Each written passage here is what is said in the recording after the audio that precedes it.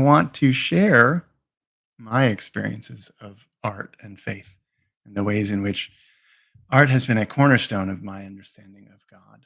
A few years ago, I was asked,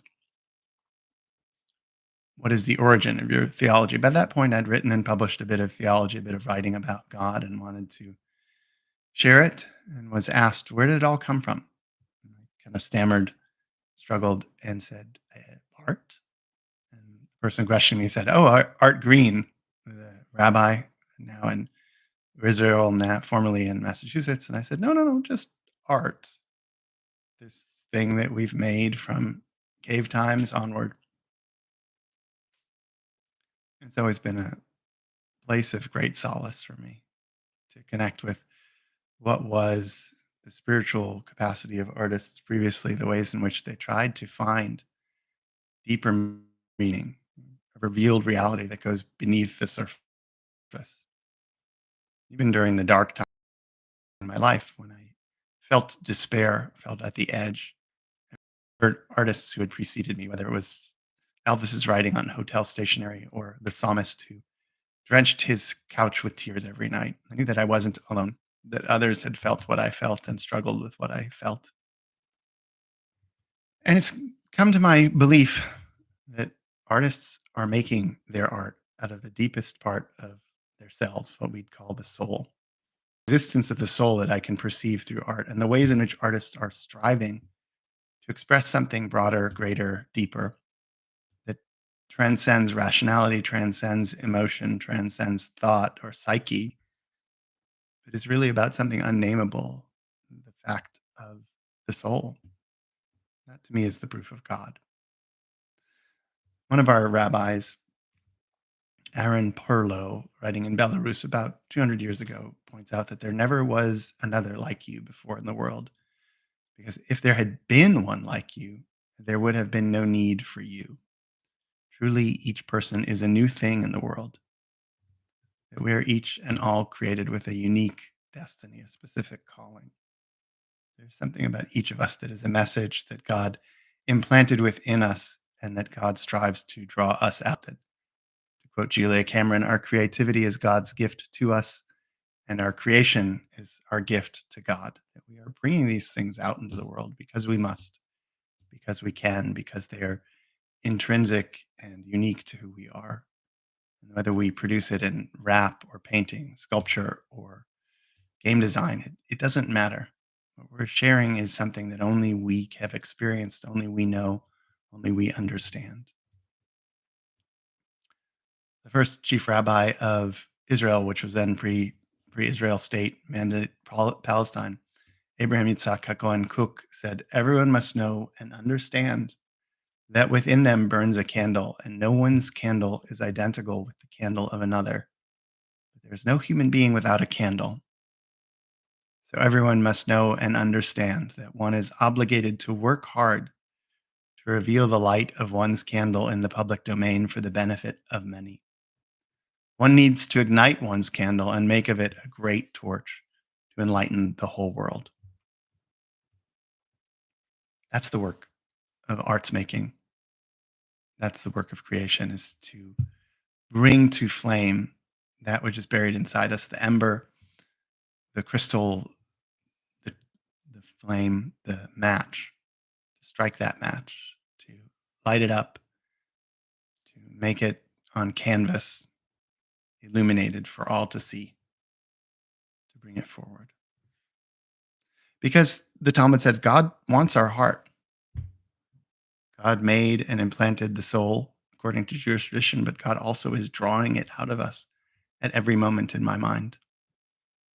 There is something so unique and irreplaceable about each of us, a gem that can't be found again. And we could bury that pearl under the detritus of the sea, deep within the oyster, or we could draw it forth and share it. I think that's the impulse of the art maker, the creator, the crafter. That there is something that we could hold on to, but it only lives when we give it away. And God wants that from us. And there is this capacity to imagine the audience and to try to create for others. But there's something deep within ourselves that we can't be Picasso, we can't be John Coltrane, we wouldn't be Da Vinci or Beethoven. We have to make the art that is exclusively our own. Rabbi Zusia of Hanipol, who wrote in Poland now almost some 3 centuries ago, notices when I get to heaven, they won't ask me, "Why were you not Moses?" Right? They're not going to ask you why you couldn't be someone else, why you couldn't achieve the diligence of a scholar or the beauty of Pollock or the work of a scientist. They'll ask you, Zusia, why weren't you not Zusia?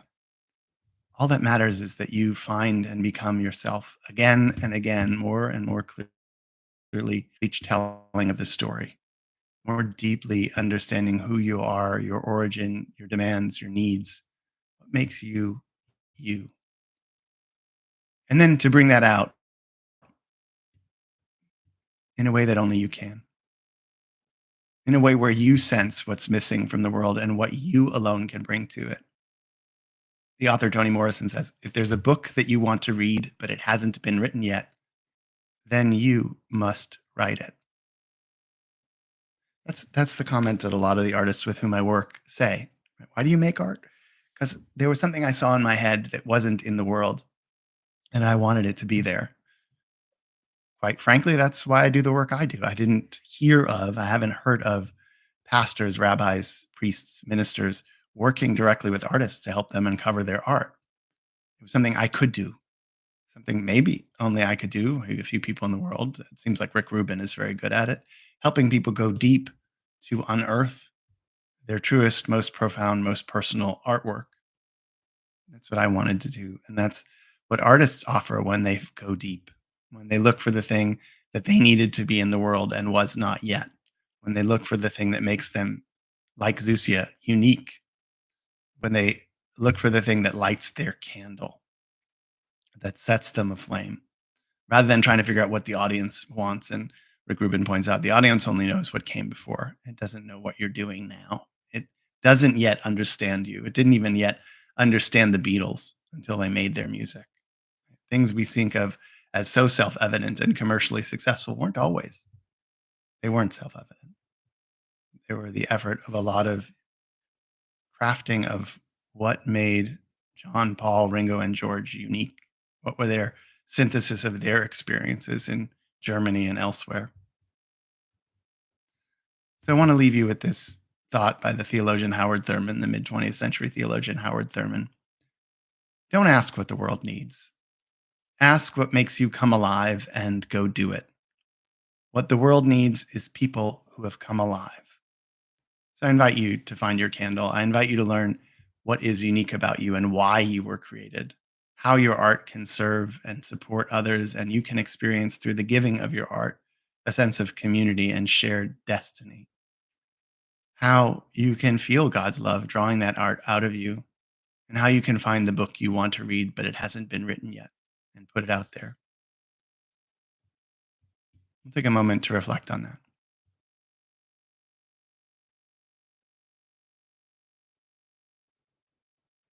Breathe deeply.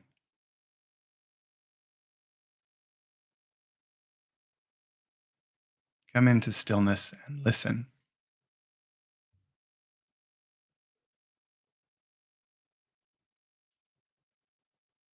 Attend to the voice that is yours alone and the song that is only yours to sing. Listen. Breathe into it,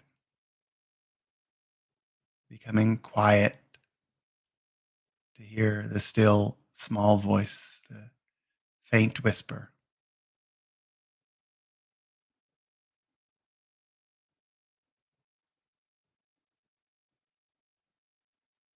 What is yours alone to deliver into the world of art, to create?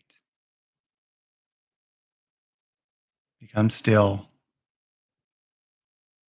and try to hear.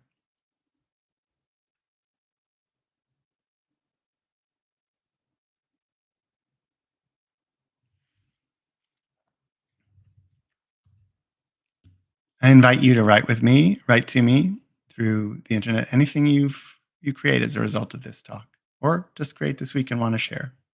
I'll be back on Fridays at noon. Every Friday that I'm available from noon to 12:30, I'll share a few words from my tradition, something like a little teaching, and then we can do a Q&A and A and a little bit of meditation, reflection, and action. I want to leave you with a beautiful poem. This is from Martha Postlethwaite.